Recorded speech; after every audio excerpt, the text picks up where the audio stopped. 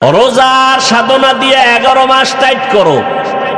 রোজা দিয়া তুমি বাকি 11 মাস সুন্দরভাবে সীমাবদ্ধতার ভেতরে নিয়ে আসো। এরে নবীর আশিক কয় রমজানের সাধনা দিয়ে 11 মাস সাধনার আওতায় নিয়ে আসো। বলে কেমনে? কয় 1 নাম্বার, রোজা রাইখা টের পাইছুনি ইফতারির বাকি আছে আধা ঘন্টা, খানা সামনে রেডি, পেটের ভেতরও ক্ষুধা, পানির পিপাসায় কলিজা ছটফট করে।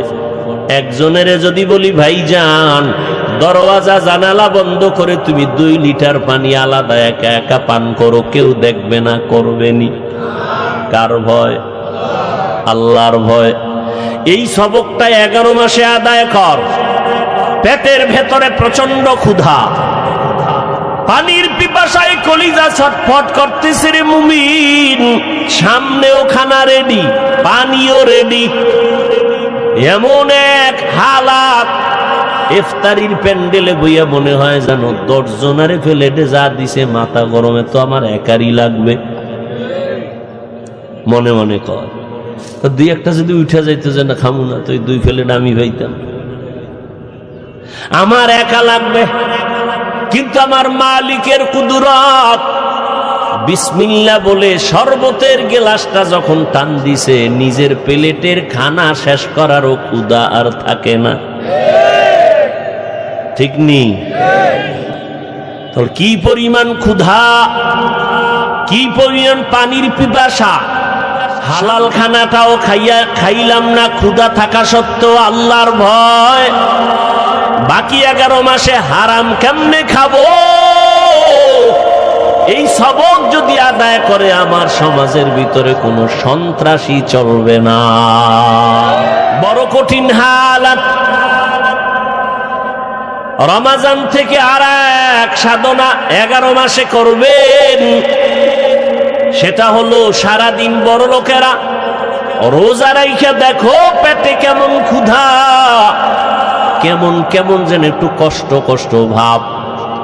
একদিনের রোজায় কেমন ক্ষুধার কষ্ট একটু চিন্তা করো। গরিবেরা 12 মাস কেমনে কষ্ট পায়, গরিবেরা কেমন কষ্ট পায়। বড় লোকেরা ইফতারি খায়, খাইতে পারে অল্প, 10 আইটেম নিয়ে ফালায় দেয়। আর কত গরিব একটা ভালো খেজুর পায় না রোজার মাস, ভালো একটু শরবত খেতে পারে না, কত কষ্টে জীবন কাটায়। এরপরও আমার মাওলারে ভুলে না, মাওলার কাছে কান্না করে, হে মালিক আমার সন্তানের সামনে তুমি লজ্জা দিও না রে আল্লাহ। ঈদের দিন জামা কাপড় লাগে না, তারপরও লাগে 5টা কিনছে 10টা। আর গরিবের 1 সেট জামাও নাই, কিনার মতো টাকাও নাই। কয়েক বছর আগে ঢাকার শহরে নদীর মাঝে ব্রিজের মাঝখানে দাঁড়া একটা বাবা সন্তানের নদীর মধ্যে ফেলে দিল, জামা কাপড় দিতে পারে না এই লজ্জায়। কত গরিবের চোখে পানি। ঈদের বাজার কেমনে করবে? নিজে না থাক, স্ত্রী ওর দরকার নাই, সন্তানের কি দিব?